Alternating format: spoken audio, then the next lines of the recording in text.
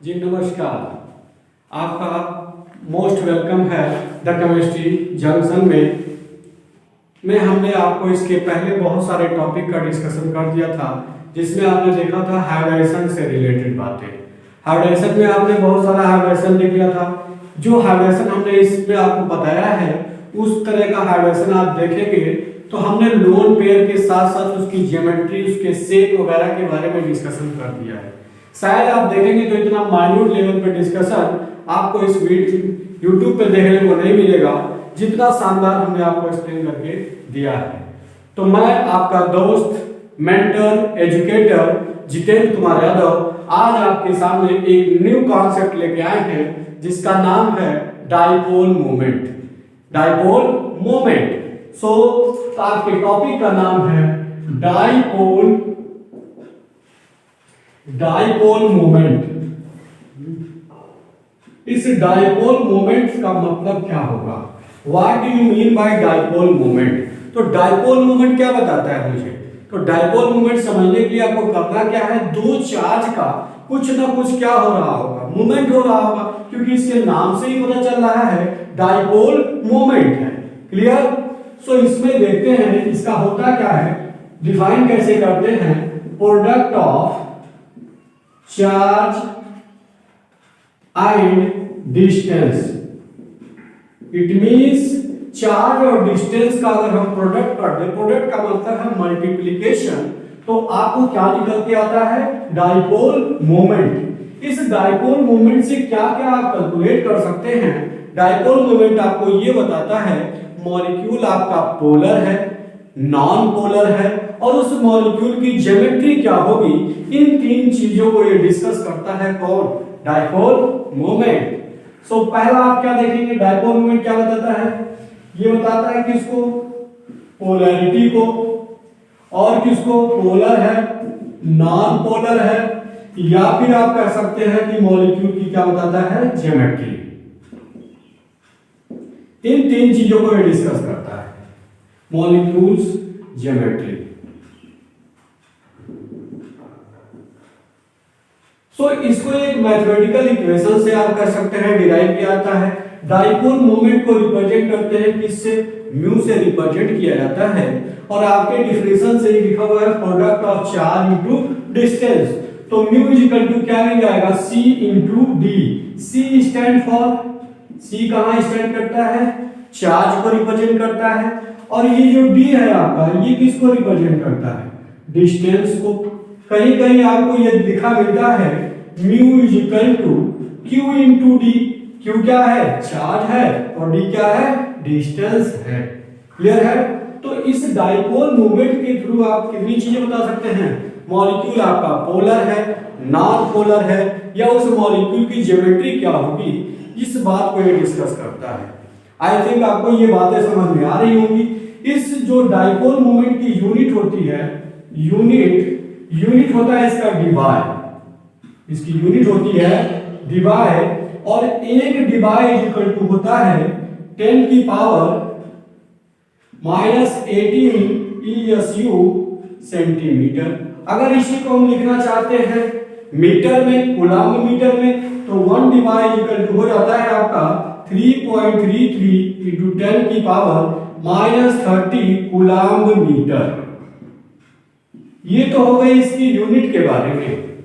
सो आगे हम देखेंगे कि इस डाइपोल मोमेंट के थ्रू कैसे आप बताएंगे कि कोई मॉलिक्यूल आपका पोलर है, नॉन पोलर है, या फिर उसकी ज्योमेट्री के बारे में डिस्कशन करेंगे। इतनी बातें समझ में आई? ओके, आगे चलते हैं, आगे देखते हैं होता क्या है। यही से दो तीन बातें आपको याद रखनी है। अगर ये बातें आपको याद है तो आपका क्वेश्चन इस टॉपिक से बन जाएगा। है क्या उसमें आपको देखना ये है, दो तीन बातें आप इसमें नोट के फॉर्म में नोट कर लीजिए। अगर मॉलिक्यूल आपका कैसा हुआ? लीनियर मॉलिक्यूल हुआ। पहला नोट में आप क्या लिखेंगे? If linear molecule then dipole moment is zero. जो उसका डायपोल मोमेंट होगा वो क्या होगा, जीरो होगा। क्लियर है। सो देखिए इसके एग्जांपल को समझाने की कोशिश करते हैं। पहला आपको अगर समझाएं हम तो एग्जांपल अगर आप देखेंगे तो क्या मिलेगा, कार्बन डाइऑक्साइड। तो कार्बन डाइऑक्साइड के बारे में अब यहीं से देखो क्या क्या डेवलप होके आएगा। ये मॉलिक्यूल पोलर है, नॉन पोलर है, या इसकी ज्योमेट्री भी डिस्कस होगी यहीं से। देखो क्या है, कार्बन डाइऑक्साइड का जब आप स्ट्रक्चर बनाते हैं तो आप बोलते हैं ये है क्या, लीनियर मॉलिक्यूल है। और जब ये लीनियर मॉलिक्यूल है तो अभी पहला बताया हमने, अगर मॉलिक्यूल आपका क्या हुआ, लीनियर हुआ, तो उसका जो डायपोल मोमेंट होगा मतलब म्यू की जो वैल्यू होगी वो क्या होगी, जीरो होगी। आई थिंक इतनी बातें समझ में आई। देखो कैसे क्या होगा, डायपोल मोमेंट को रिप्रेजेंट करने का सिंबल है इस तरह से। तो यहाँ पे क्या हो रहा है, आपने देखा होगा दो पावरफुल लोग एक ही डायरेक्शन में, दो डिफरेंट डायरेक्शन में पुल कर रहे हैं। जैसे ऑक्सीजन मोर इलेक्ट्रोनेगेटिव है, कार्बन का इलेक्ट्रॉन किसकी तरफ शिफ्ट हो रहा होगा, ऑक्सीजन की तरफ शिफ्ट हो रहा होगा। जब ऑक्सीजन की तरफ इधर शिफ्ट हो रहा है तो ये ऑक्सीजन है, ये भी इलेक्ट्रॉन को अपनी तरफ पुल कर रहा होगा। इसका मतलब है दोनों ऑक्सीजन सेम इलेक्ट्रोनेगेटिव एटम है, तो दोनों तरफ एक दूसरे को पुल कर रहे हैं, तो डेफिनेटली यहाँ पे जो डिस्टेंस होगा क्या होगा, जीरो। तो यहां जब आप वैल्यू पुट करेंगे चार्ज इंटू डी, देखेंगे कि जब डिस्टेंस से ट्रेवल ही नहीं कर रहा है तो डेफिनेटली डायपोल मोमेंट क्या मिलेगा, जीरो ही आएगा। आई थिंक समझ में आ गया होगा। तो आगे तो यहां हो क्या रहा है, जैसे दूसरी तरीके से समझाते हैं कि अगर एक दूसरे के अपोजिट डायरेक्शन में डायपोल मूव कर रहा है तो इट मींस वहां जो डायपोल मोमेंट आएगा वो क्या होगा, जीरो। तो पहली बात आप आई थिंक आपको समझ में आ गई होगी, अगर मॉलिक्यूल आपका लीनियर हुआ तो डायपोल मोमेंट याद रखिएगा क्या होगा, जीरो होगा। दूसरा एग्जांपल समझ लेते हैं। अगर आपका कहा दूसरा एग्जांपल देख लेते हैं, BeCl2 लिखा हो, बेरिलियम डाइक्लोराइड अगर लिखा हो, तो इस मॉलिक्यूल का आप बताना है डायपोल मोमेंट। तो देखिए ये मॉलिक्यूल भी कैसा है, लीनियर है। आपको हमने बताया था हाइड्रोजन में कि ये मॉलिक्यूल कैसा हो गया, लीनियर है।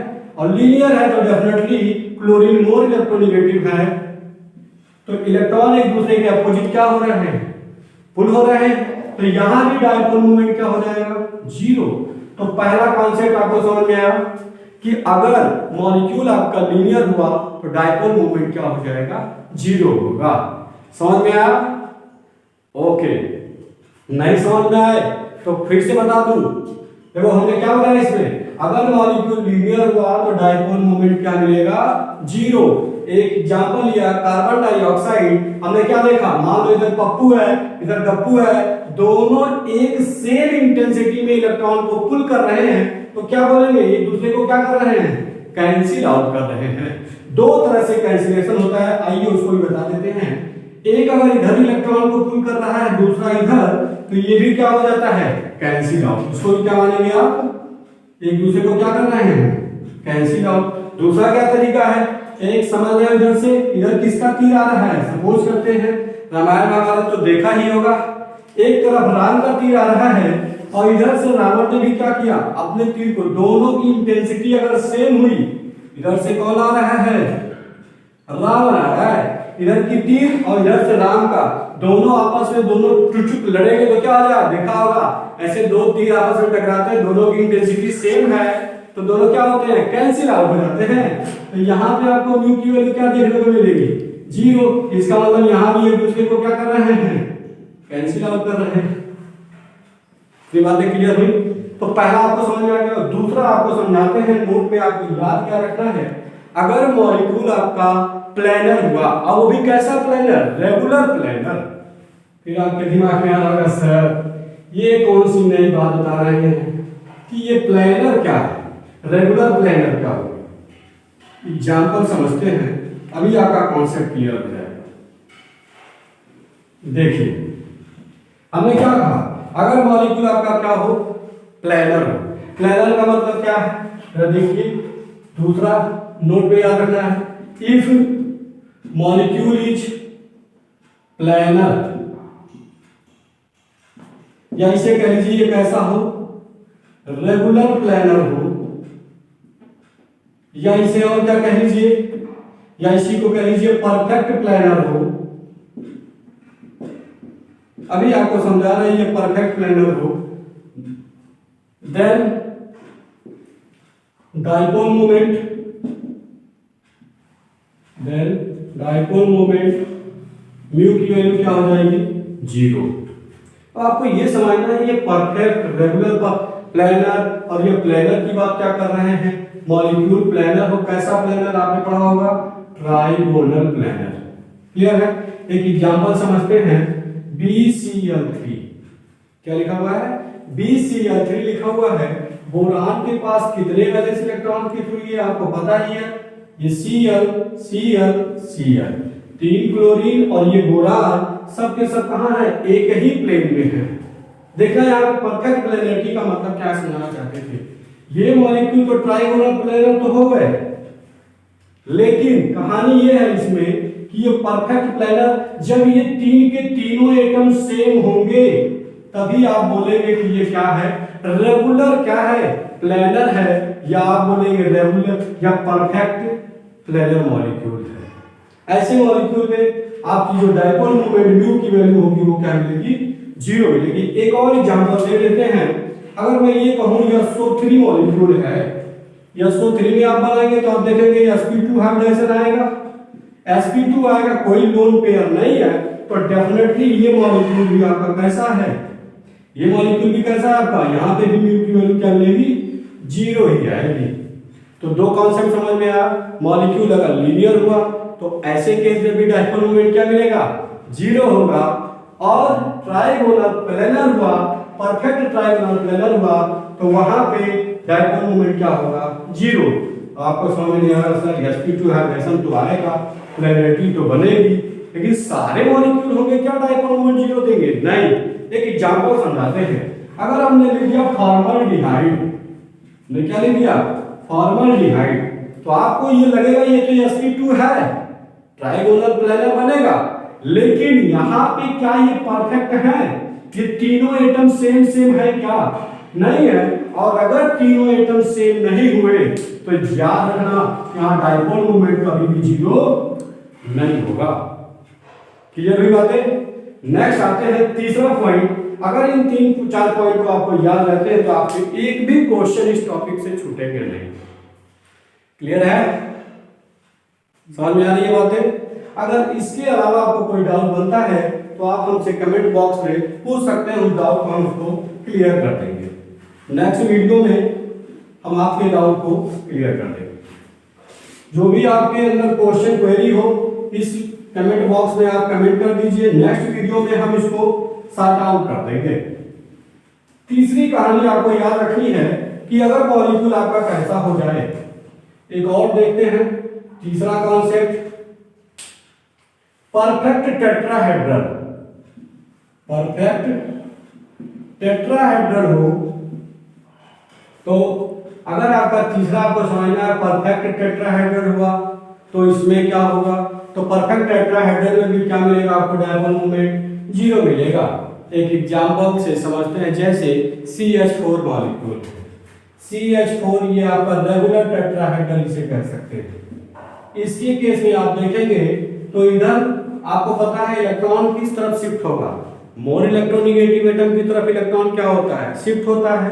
तो यहां से हाइड्रोजन का इलेक्ट्रॉन किस तरफ जा रहा है, कार्बन की तरफ। तो आप देखेंगे इसका एक दूसरे को क्या कर रहे हैं, कैंसिल आउट कर रहे हैं, तो यहाँ म्यू की वैल्यू क्या हो गई, 0।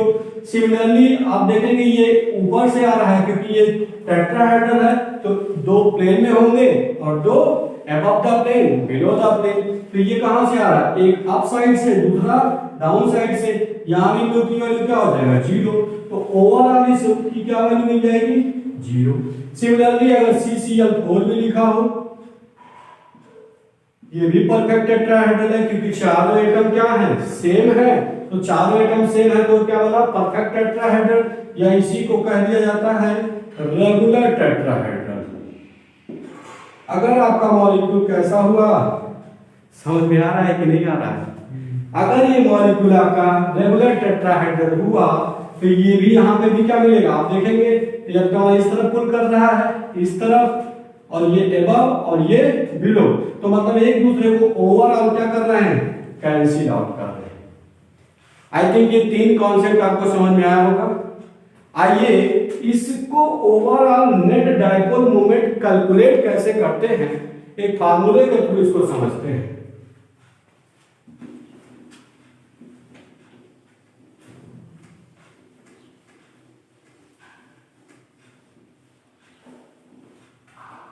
तो अगर किसी भी मॉलिक्यूल का पता करना चाहते हैं नेट डाइपोल मोमेंट,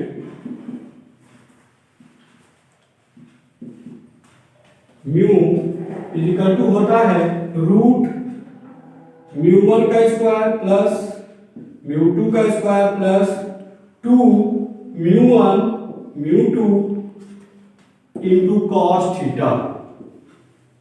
अब आप सोच रहे होंगे सर ये μ1 μ2 क्या है, तो यहां पे याद रखिएगा where μ1 and μ2 μ1 and μ2 are the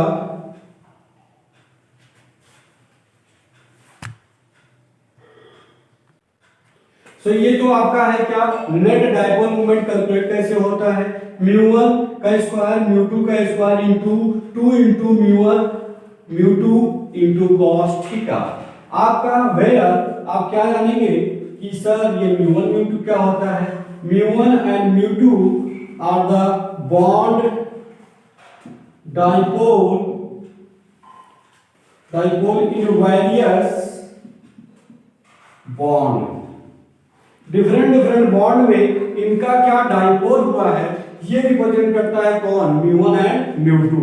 और यहाँ पे जो थीटा जो है थीटा रिप्रेजेंट करता है उस बॉन्ड के बीच में उनका क्या है, बॉन्ड एंगल है। आई थिंक इतनी बातें समझ में आ गई होंगी। तो ये तो है आपका bond net dipole moment calculate कैसे होता है with the help of formula. So आइए आपको कुछ एग्जांपल समझाते हैं। अभी तो हमने 1 बाय 1 2-3 एग्जांपल समझा दिया। जैसे CH4 मॉलिक्यूल परफेक्ट टेट्राहेड्रल है तो इसका क्या होगा, 0 होगा।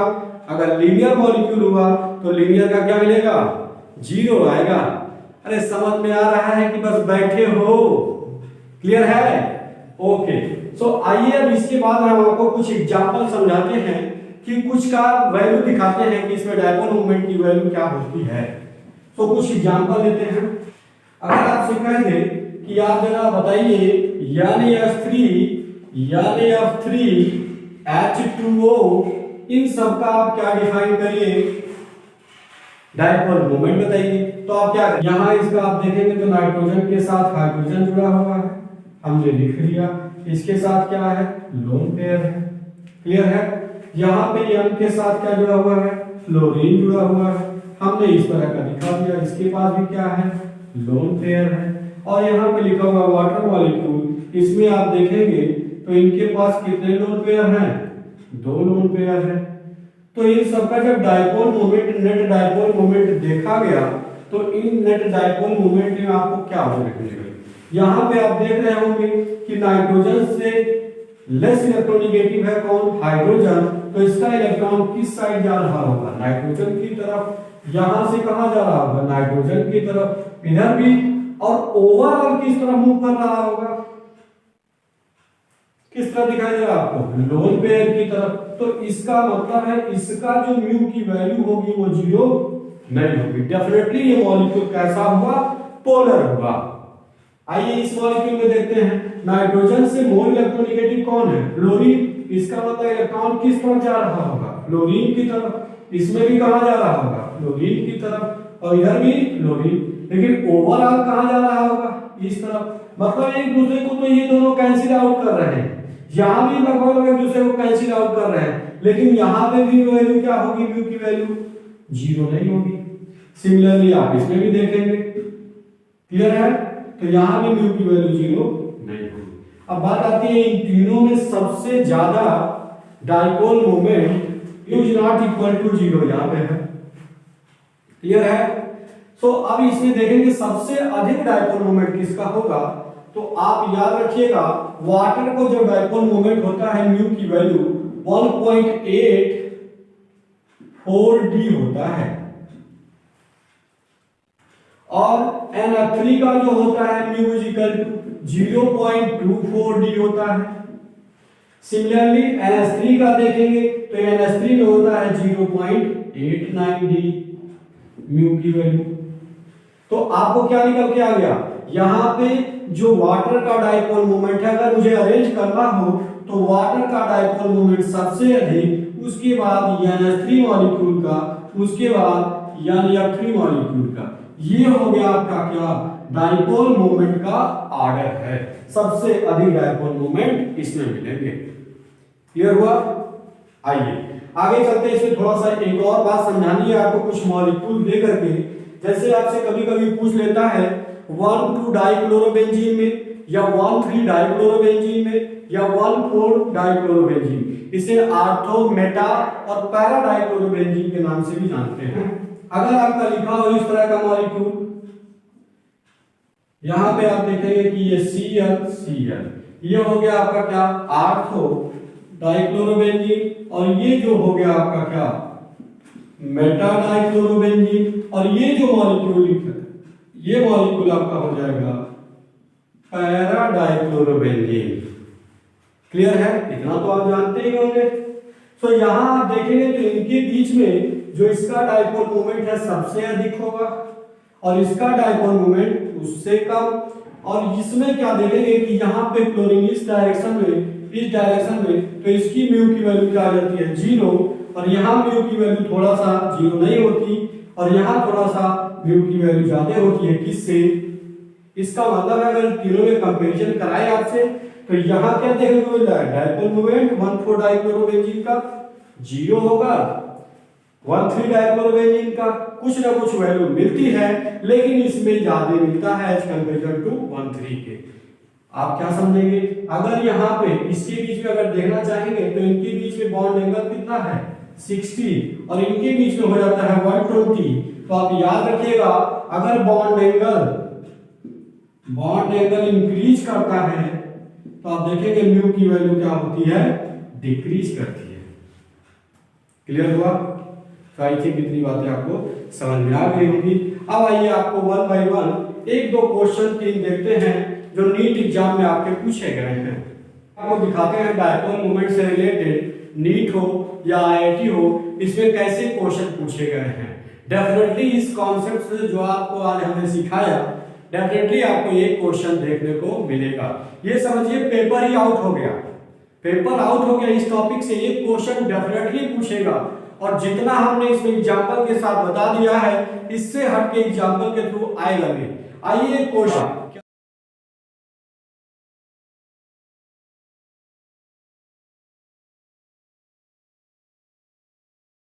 क्या लिखा, नॉन पोलर इन नेचर। आपको ऑप्शन में दिया होगा A, B, C, D। तो इस ऑप्शन में आपको पहला ऑप्शन दिया है POCl3 मॉलिक्यूल, दूसरा ऑप्शन दिया है CH2O मॉलिक्यूल, और तीसरा दिया है NO2, और चौथा है आपका SbCl5।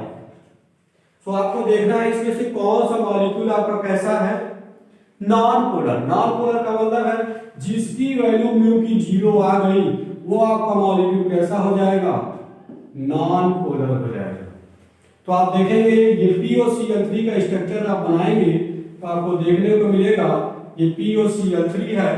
तो यहाँ ये परफेक्ट टेट्राहेड्रल तो है, बट आप क्या देख रहे हैं, ये ऑक्सीजन है, ये क्लोरीन है, ये क्लोरीन है, ये क्लोरीन है। इसका मतलब है एटम डिफरेंट हो गया। अभी तो इसके पहले समझाया, अगर परफेक्ट टेट्राहेड्रल है, एटम डिफरेंट हुए तो डाइपोल मोमेंट इसका 0 नहीं होगा। तो इट मींस पहला ऑप्शन तो वैसे ही खत्म हो गया। दूसरा मॉलिक्यूल लिखा है CH2O। CH2O के केस में आपको क्या देखने को मिल रहा है, देखिए जरा, ये तो sp2 हाइब्रिडेशन है, प्लेनर भी है, बट कहानी डिफरेंट हो गई, डिफरेंट एटम आ गए। इसका मतलब है ये मॉलिक्यूल म्यू की वैल्यू क्या होगी, 0 नहीं होगी। दूसरा देखते हैं, तीसरा आपका ऑप्शन है NO2। NO2 में आप देखेंगे ये मॉलिक्यूल, इसके पास क्या बचेगा, लोन पेयर। तो आपको क्या दिखेगा, 1 2 3, ये भी तो ट्रायंगुलर प्लेनर ही है ज्योमेट्री, बट लोन पेयर आ जाने की वजह से क्या हो गया, इसका भी जो म्यू की वैल्यू होगी वो 0 नहीं होगी। इसका मतलब ये ऑप्शन नहीं हो सकता, ये नहीं हो सकता, बचा कौन? SbCl5। तो इसको देख लेते हैं। Sb के साथ ये तीनों मॉलिक्यूल जुड़े हैं। आपको पता है ये ट्राइगोनल बाइपिरामिडल इसकी जगह शेप होगी ये, लेकिन यहां हो क्या रहा है, ये क्लोरीन ये और ये प्लेन में है, ट्राइगोनल प्लेनर है, इसलिए ये एक दूसरे को क्या कर रहे हैं, कैंसिल आउट। और यहां एक एबव है और दूसरा कहां है, बिलो, तो ओवरऑल यहां म्यू की वैल्यू क्या हो गई, 0। और जब भी म्यू की वैल्यू 0 मिलेगी इसका मतलब मॉलिक्यूल क्या होगा, नॉन पोलर होगा। आई थिंक आपको समझ में आ गया होगा, क्लियर। आइए आपका देखते हैं एक और क्वेश्चन जो नीट और आईआईटी में ये क्वेश्चन बार बार रिपीट भी हुआ है, इसको समझना है आपको। आइए इस आपका क्वेश्चन आपके स्क्रीन पे आपको दिखाई दे रहा होगा, आपके स्क्रीन पे जो क्वेश्चन था उसमें आपने ऑप्शन को इस तरह से देखा होगा। सो आइए देखते हैं, यहाँ पे इसको समझते हैं। आपको अगर एक के बारे में आइडिया हो ना तो आप डेफिनेटली पूरे मॉलिक्यूल को कर लेंगे। अभी आपने देखा कि जिसमें वाटर मॉलिक्यूल है, वाटर का डायपोल मोमेंट सबसे अधिक आपने देखा था, तो इसमें जो वाटर है, तो देखो वाटर ऑप्शन इसमें भी आ गया। क्वेश्चन आपको दिखाई दे ही रहा होगा, किसी ने पूछा है which one is zero dipole moment, तो वाटर इस ऑप्शन में आ गया, ये ऑप्शन हुआ खत्म। इसमें भी आ गया तो ये ऑप्शन भी हुआ खत्म, क्लियर है। यहाँ पे आ गया 1,3 डाई क्लोरोबेंजीन को समझा रहे, इसमें भी क्या होता है, डायपोल मोमेंट मिलता है, जीरो नहीं होता, इसका मतलब ये ऑप्शन भी खत्म। तो सिमिलरली आपका बचता कौन है, डी ऑप्शन। डी ऑप्शन को समझा भी देते हैं। आप देखिए BF3 लिखा हुआ है, अभी आपको एग्जांपल लिया था BCl3, ये परफेक्ट ट्राइगोनल प्लेनर है, इसके केस में म्यू की वैल्यू क्या मिलेगी, 0। और आपको दिख रहा होगा BeF2, इसके केस में भी आपको क्या मिलेगा, लीनियर का भी तो बताया थोड़ी देर पहले, क्या लीनियर होगा तो म्यू की वैल्यू 0। और कार्बन डाइऑक्साइड में लीनियर मॉलिक्यूल है, इसकी भी म्यू की वैल्यू क्या होगी, 0। और आपका ये 1,4 डाइक्लोरोबेंजीन, इसका मतलब है इसमें भी जो डायपोल मोमेंट होगा क्या होगा, 0। आप देख सकते हैं कितने आसान क्वेश्चन पूछते हैं। तो अगर आपको एक के बारे में भी आइडिया हो ना तो आप बहुत सारे, कुछ क्वेश्चन तो आउट होते हैं पेपर, अगर 30 क्वेश्चन आ रहा है तो 6 से 7 क्वेश्चन आउट है, जो आएगा ही आएगा आपके पेपर में। सो ये नेक्स्ट क्वेश्चन है जो आपके स्क्रीन पे दिखाई देगा और आपको ये बोर्ड पे भी दिख रहा होगा। आप इसको कमेंट बॉक्स में ये रिप्लाई करिए कि इसका कौन सा ऑप्शन सही है। आप इसका करेक्ट आंसर बताइए कहां पे, कमेंट बॉक्स में रिप्लाई करिए, भर भर के बताइए कि इसमें से कौन सा आंसर इसका करेक्ट है, क्लियर है। तो आई थिंक, आई होप आपको बहुत सारे डायपोल मोमेंट से रिलेटेड कॉन्सेप्ट आपको समझने को मिले होंगे। सो like, share and subscribe. Must be like and share, subscribe the channel for more interesting videos. Okay, thank you for watching.